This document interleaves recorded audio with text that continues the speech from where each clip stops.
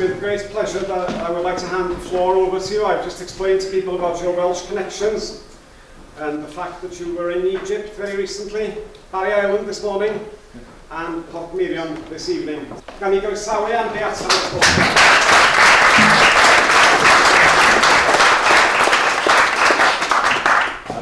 I'm Andy Green. I've written 5 books on creativity, and I'm passionate about getting people to come up with more ideas and make their ideas spread easier.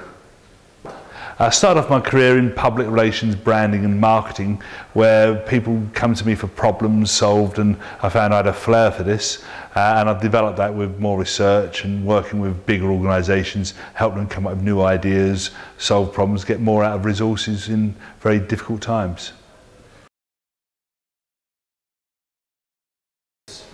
I suspect that the key issues for any sustainable business is really identifying, what's their story, what's their compelling mission.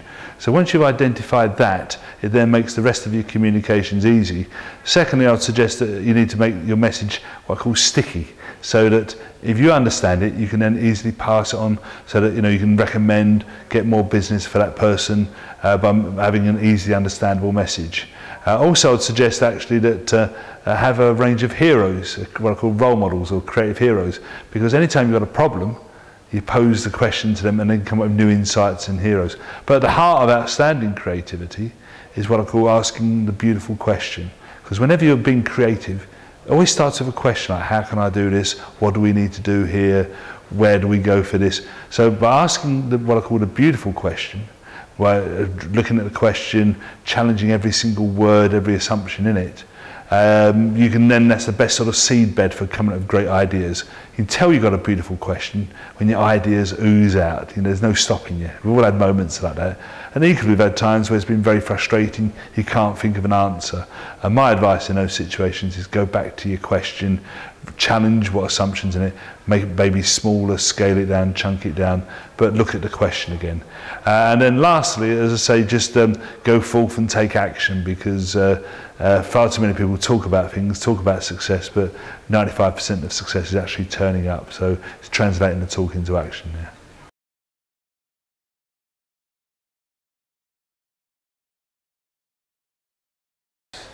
It's really fun about belief in yourself, because it's going to be a very lonely, challenging time where your lows are going to be even lower than you anticipate, but equally your highs have got potential to be significantly higher. I mean, we're at Port Miriam here today, we're listening to the founder of it talking about his early days and no expectation of the worldwide success it's become. So really that driven by belief, because without that, it's not going to be your rocket fuel to overcome adversity, the setbacks, the inevitable times of people saying no to you.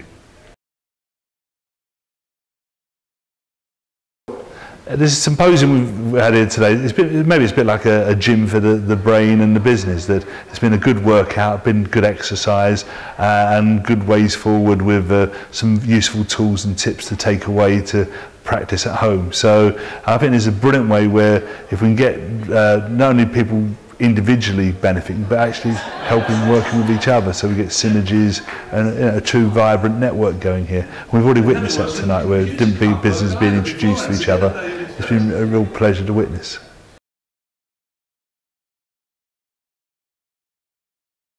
Well, I always say if you go to a lecture or any event and you come away with at least 3 good ideas, it's time well spent. So we offered at least 10 tips tonight, so I'd like to feel people had good value for money there. Great, thanks very much.